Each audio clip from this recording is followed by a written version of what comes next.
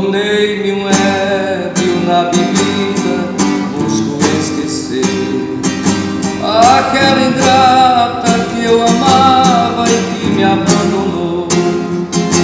Apedrejado pelas ruas, sigo a sofrer.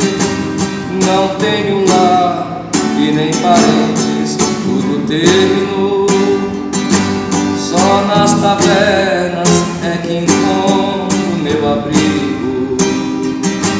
Cada colega de infortúnio, um grande amigo.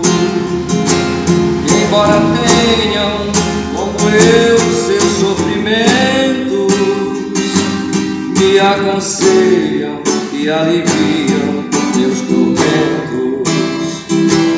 Já fui feliz e recebido com nobreza até.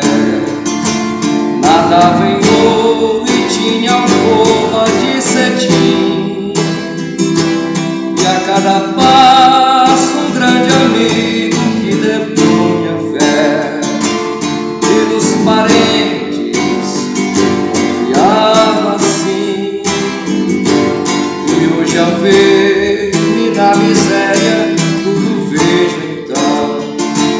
O falso lar que amava e que a chorar deixei. Cada parente, cada amigo era um ladrão. Me abandonaram e roubaram o que amei.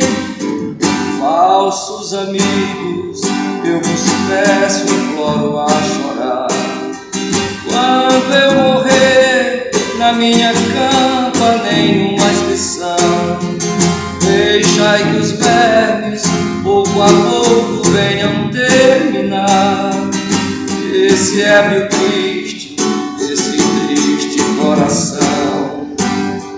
Quero somente que na campa em que eu repousar, os ébrios loucos como eu venham depositar os seus segredos ao meu derradeiro abrigo, e suas lágrimas de dor ao peito amigo.